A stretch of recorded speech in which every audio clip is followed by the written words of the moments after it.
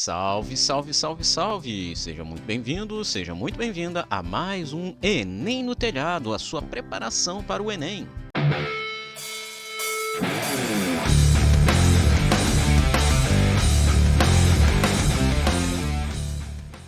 E hoje nós vamos dar prosseguimento ao nosso estudo de mecânica e vamos falar sobre momentos. Não, eu não tô falando nenhum tipo de momento romântico ou algo parecido ou coisa do gênero, tá? Eu tô falando momento na física, momento linear e momento angular, tá bom? Então hoje a gente vai dar justamente dando uma olhada nessa área da mecânica, que é a área de momento, tá? Inclusive é uma das partes mais importantes da física como um todo. Faz parte de dois dos entes mais importantes da física junto com a energia. Beleza? Então, pega seu material de estudos e vamos estudar. Pois bem, então nós vamos dar prosseguimento aqui com o momento, né?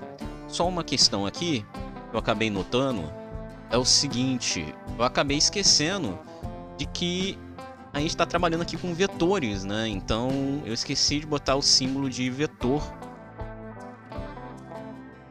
aqui e aqui, assim como nas somas que está sendo realizado aqui, tá? Isso aqui tudo tá na forma de vetor, beleza? Tem que deixar isso bem claro. Se eu não estivesse trabalhando na forma vetorial, não apareceria esse sinal de mais aqui, tá, gente?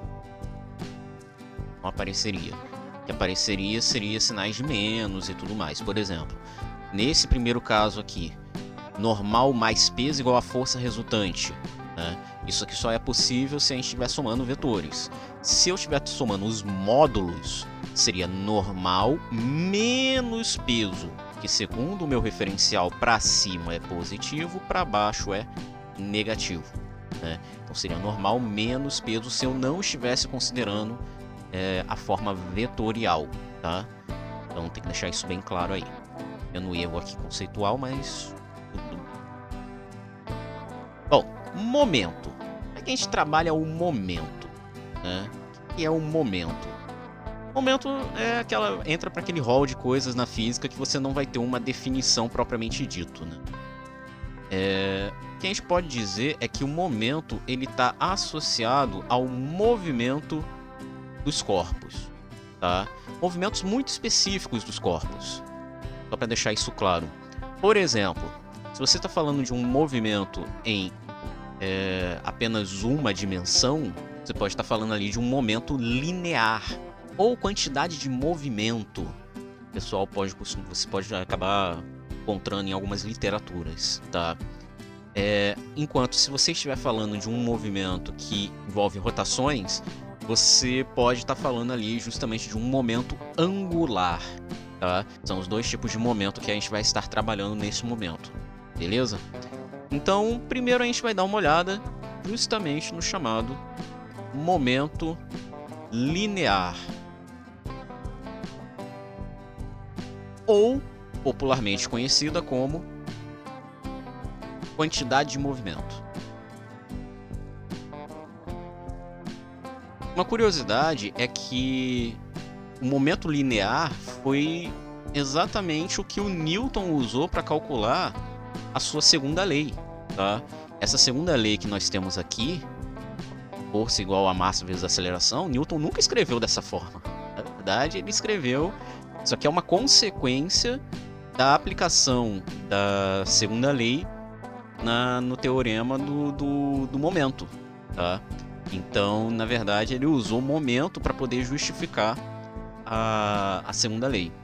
E como é que a gente calcula o momento? O momento é uma coisa bem simples, tá? O momento de uma partícula, de um objeto, o momento é uma grandeza vetorial, vai ser dada pelo produto da massa pela sua velocidade. Ou seja, você pega a massa do objeto e multiplica pela velocidade do objeto, tá? E aí perceba que aqui a gente está falando de grandezas vetoriais, tá? Então significa que o momento ele vai ter a mesma direção e sentido da velocidade, tá? Então isso aqui é importante a gente frisar.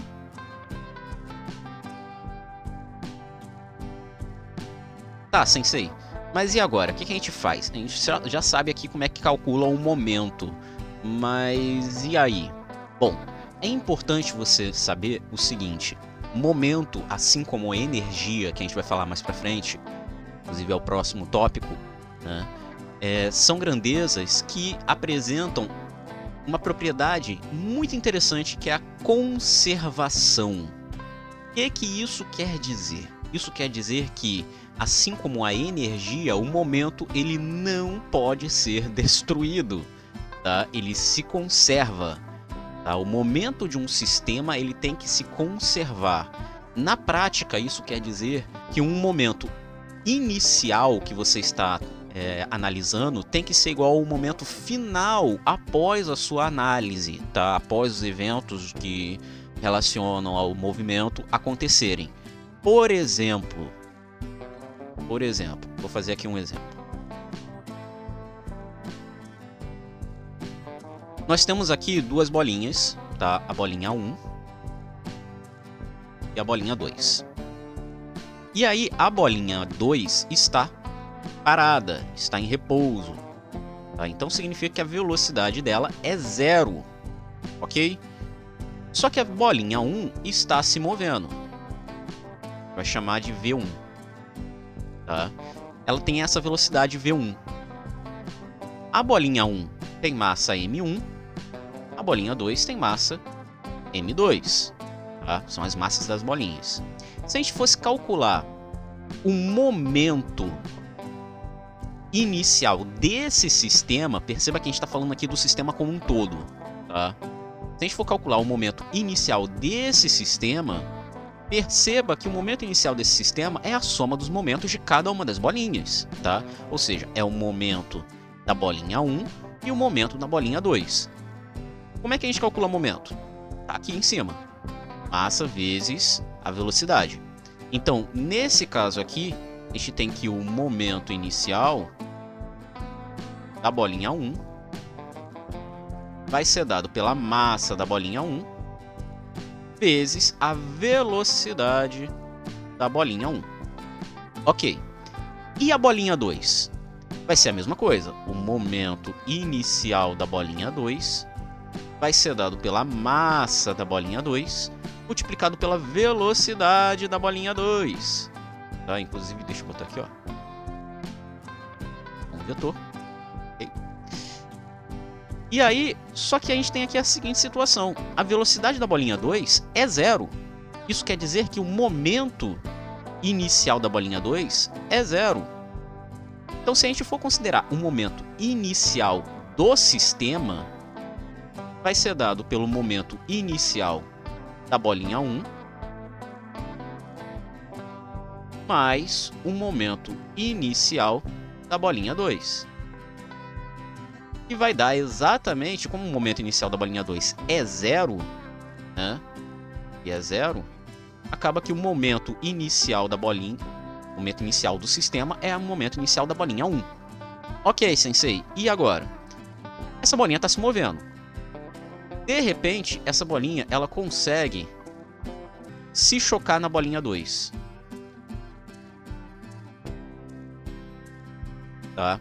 Então nós temos aqui a bolinha 1, nós temos aqui a bolinha 2. Quando acontece esse choque, a quantidade, esse movimento da bolinha 1 vai ser transferido para a bolinha 2.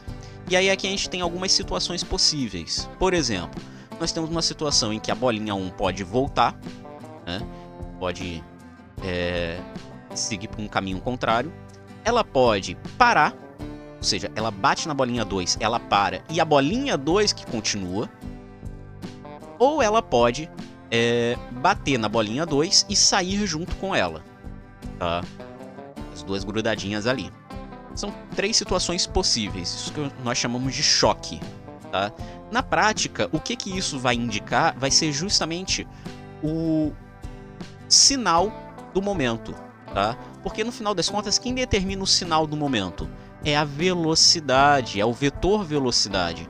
Para onde o vetor velocidade está apontando vai indicar justamente o nosso sinal do movimento. Nesse caso aqui, foi até um erro meu que eu acabei esquecendo de fazer. A gente pode dizer que para cima é positivo, para a direita é positivo, ou seja, para cá a gente está tratando só movimentos positivos. Se a velocidade estava apontando, por exemplo, tocou a bolinha 1, bateu na bolinha 2 e inverteu esse movimento, foi para cá, né, foi para a esquerda, isso significa dizer que o vetor velocidade da bolinha 1 está apontando para o eixo negativo, para o sentido negativo do eixo X. Isso quer dizer que a velocidade é negativa, logo o momento vai ser negativo, tá? Como eu disse, o que vai determinar o sinal do momento vai ser justamente a orientação do vetor velocidade. Ok, sensei, beleza. Nesse caso aí, o que vai acontecer com as bolinhas? Como as massas, a gente está considerando aqui, massa 1, massa 2. Se as massas forem iguais, atenção, se as massas forem iguais, nesse caso, o mais natural a acontecer é que a bolinha 1 pare, tá? E a bolinha 2 se mova. Se a massa da segunda bolinha for maior do que a massa da primeira bolinha, nesse caso é capaz, na verdade, da bolinha 2 pode acabar não se movendo ou se mover muito pouco para a direita e a bolinha 1 volta para a esquerda, tá? Agora, se a massa 2 for menor do que a massa 1 e a massa 2 vão sair juntas caminhando, tá? Isso é até bem intuitivo, tá bom? Isso nessa condição, tá, gente? Em que a velocidade inicial da bolinha 2 é 0. Se a bolinha 2 tivesse uma velocidade diferente de 0, aí a situação muda de figura, tá? Aí ia depender do problema, e o problema vai te indicar o que vai acontecer no estado final da bolinha. Mas no final das contas, é assim que funciona, tá? O momento é massa vezes a velocidade vai determinar o sinal do momento, acabou. É isso, tá? Então, vamos supor aqui que M1 igual a M2. Isso significa dizer que a bolinha 1 vai parar, tá? Então, a gente vai considerar aqui que a velocidade final da bolinha 1, vou chamar de velinha, vai ser 0, tá? E a bolinha 2 recebe uma velocidade, agora ela tem velocidade, que agora é diferente de 0, tá?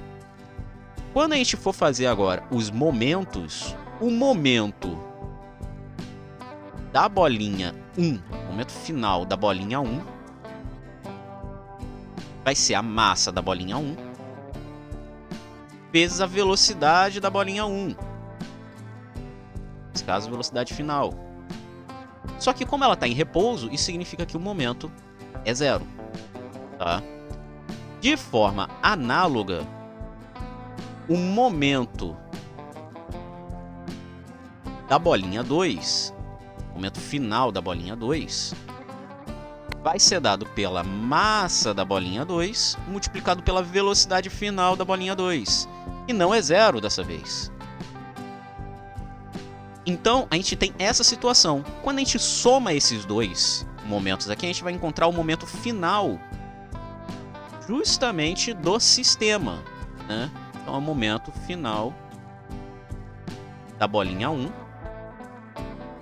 mais o momento final da bolinha 2.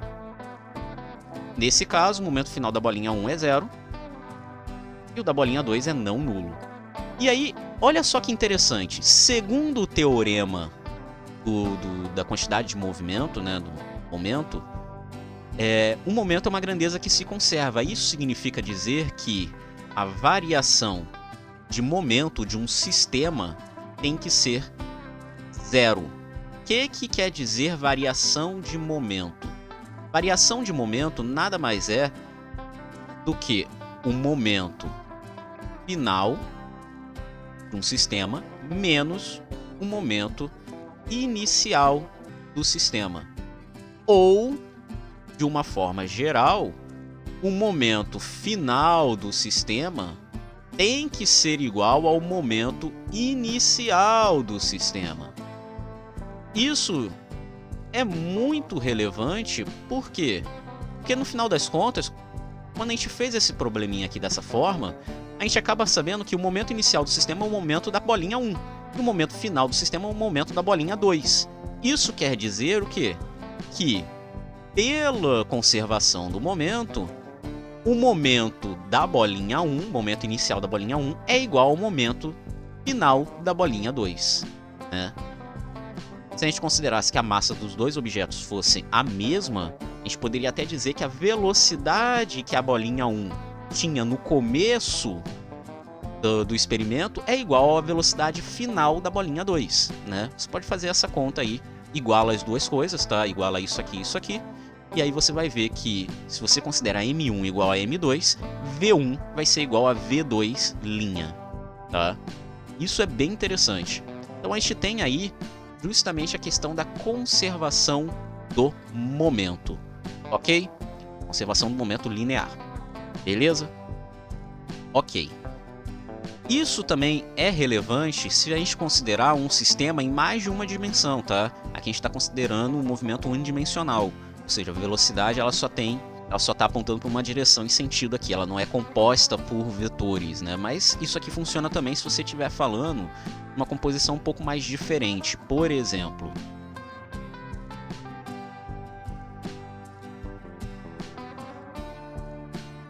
perceba que nesse caso aqui, a gente vai ter uma velocidade 1, a gente vai ter uma velocidade 2, mas olha só como é que estão os vetores. Percebeu como é que estão os vetores? Se a gente bota aqui um eixo de referência, tá? Assim, por exemplo, você teria que fazer a decomposição dos dois vetores para poder fazer a soma vetorial, tá? Ou então, escolher sabiamente, por exemplo, que o eixo de referência vai estar na própria direção e sentido da própria bolinha 1, né? Vai fazer isso aqui, ó.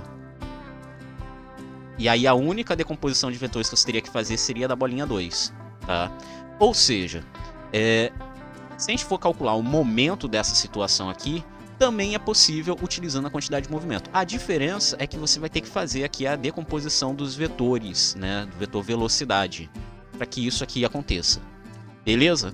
Eu não vou fazer isso aqui, fica aí como exercício se vocês quiserem, tá? Considere aqui M1, massa da bolinha 1,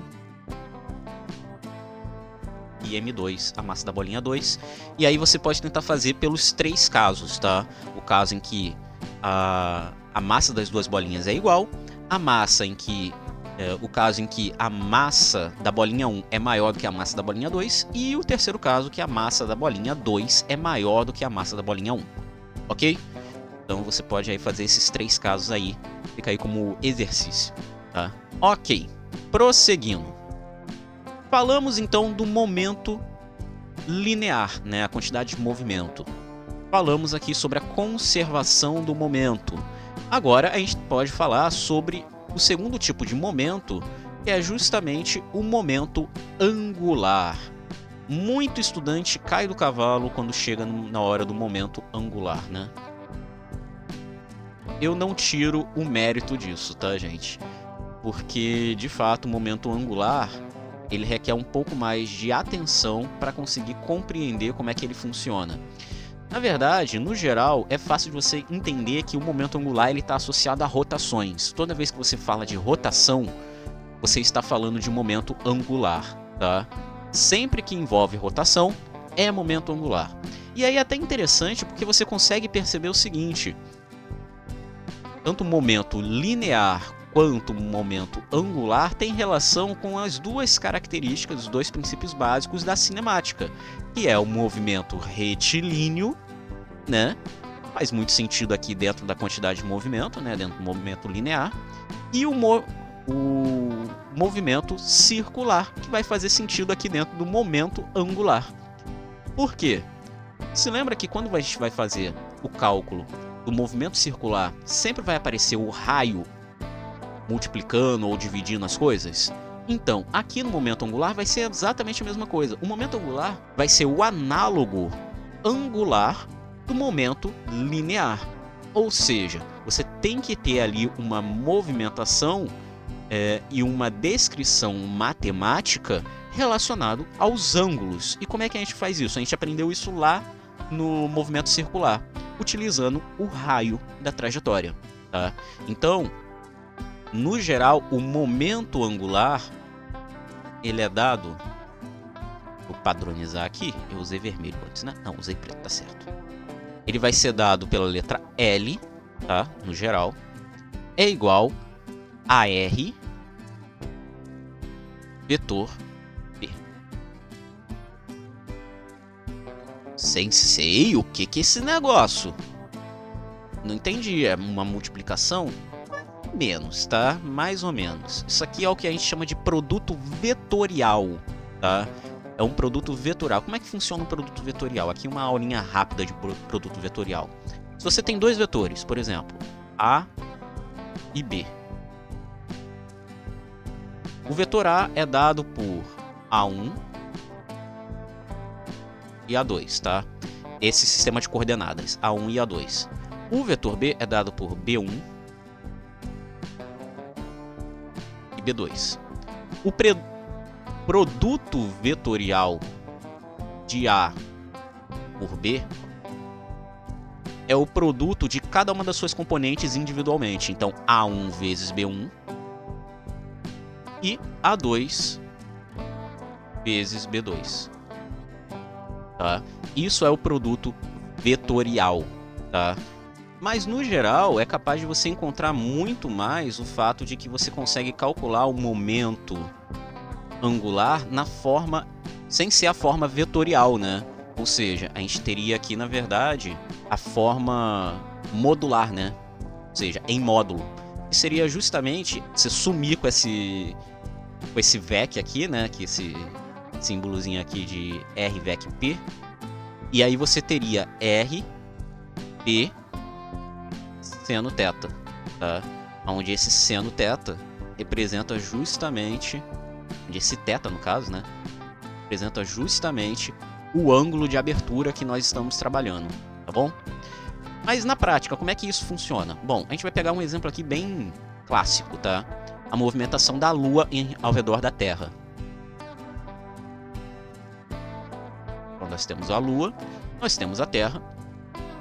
A Lua, ela descreve uma órbita circular e ela vai ter uma velocidade tangencial. Lembrando, quando a gente fala sobre momento angular é um momento que vai estar associado à rotação, tá?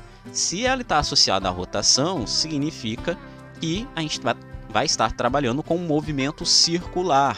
E aí eu peço para que você volte na aula sobre movimento circular, e aí você vai ter uma ideia do que eu estou falando, tá? Então a gente vai ter aqui uma velocidade tangencial, tá? E aí, olha só, vamos supor o seguinte, a gente está analisando a Lua nessa posição e posteriormente, algum tempo depois, a gente vê a Lua nessa posição aqui, tá? A gente marca aqui a velocidade tangencial, a mesma coisa, tá? Tá aqui bonitinho. A massa da Lua é uma coisa tabelada, né? E aí, a gente quer saber qual é o momento angular associado a essa movimentação da Lua ao redor da Terra. O que a gente vai fazer? Bom, já sabemos qual é a velocidade da Lua, sabemos qual é a massa dela. Então dá pra gente saber qual é o momento linear da Lua em cada instante ali, certo? Certo. Então, olha só que coisa interessante. O que a gente vai fazer agora é o seguinte. Vamos fazer aqui um ponto de referência, tá? Vamos considerar que o ponto de referência é o centro da Terra, tá? Então a gente vai botar aqui, ó, centro da Terra como o nosso ponto de referência. E aí, olha só que curioso. A posição da partícula, que no caso aqui é a Lua, ela pode ser descrita através de um vetor em relação à nossa origem, né? Que é nosso ponto de referência. Nesse caso, a gente vai ter esse vetor aqui, ó. Esse aqui é o nosso vetor R, tá vendo? Então a gente tem um vetor velocidade, a gente tem um vetor R, tá? Que corresponde à posição da partícula em relação ao nosso eixo de referência. Se eu botasse esse eixo de referência em outro local qualquer, tá? A posição desse vetor R poderia mudar, tá? Mas no geral o momento angular não, ok? Então você vai ter aqui R vetor V. E aí, muita gente vai se perguntar, tá, Sensei, ok, você tem aí essa movimentação, mas eu quero saber, você falou que o momento angular é uma grandeza vetorial, certo? Certo, é uma grandeza vetorial. Isso quer dizer que você tem que representar na forma de um vetor. Para onde está apontando o vetor do momento angular? Bom, o vetor do momento angular ele vai estar apontando justamente de acordo com o que nós chamamos de regra da mão direita. Como assim? A gente vai fazer o seguinte. Olha para onde, como é que o corpo, a partícula, está se movendo em relação à nossa origem, tá? Perceba que ela está fazendo esse movimento aqui, né? Esse movimento é no sentido anti-horário, certo? O que você vai fazer? Você vai pegar a sua mão direita, tá? Vai apontar os seus 4 dedos da mão direita para a direção que está acontecendo o giro. Então perceba que ele está fazendo esse giro aqui. Então a sua mão direita tem que fazer esse movimento. O seu polegar vai ter que estar para cima sempre, tá? Sempre vai ter que ficar com o polegar para cima. Para onde o polegar estiver apontando é para onde vai estar o seu momento angular, tá? Então nesse caso o momento angular dessa partícula aqui está apontando para fora da tela, né? Está apontando para cima aqui, para fora da tela. Se a partícula tivesse, se a Lua tivesse se movendo no sentido horário, ou seja, se a velocidade fosse assim, né, para baixo, tudo mais, nesse caso a movimentação seria no sentido anti-horário, no sentido horário, né? E aí o seu polegar estaria apontando para dentro da folha, né, para dentro da tela. Então, nesse caso, o que nós teríamos seria um momento angular assim, tá? Não é o caso, tá? Nesse caso aqui a gente está considerando assim. E aí o nosso momento angular está aqui, tá? E aí é uma questão puramente de decomposição de vetores, né? Que eu já expliquei como é que funciona. Você vai pegar o vetor velocidade, decompor ele de acordo aqui com o nosso referencial, né? Esse referencial está aqui, a gente pode até dar uma transladada aqui. Você vai decompor em vetores a velocidade da Lua, né? Uma no eixo Y, outra no eixo X. E o vetor posição também. Você vai fazer isso, vai decompor em vetores, tá? No eixo X, outro no eixo Y. Vai fazer esses produtos aqui. E aí você vai encontrar quem é o momento angular, tá? Encontrar quem é o momento angular. Beleza? E aí, perceba que eu separei aqui uma evolução, né? Uma hora a Lua estava aqui, outra hora a Lua estava aqui. Perceba o seguinte, que quando eu faço isso, o vetor posição muda, né? Tem um R' aqui, digamos assim. Esse vetor posição mudou. Antes ele estava assim, agora ele está assim, né? Mesmo que a velocidade em módulo seja a mesma e esse R em módulo seja o mesmo, o vetor posição e o vetor velocidade mudaram, né?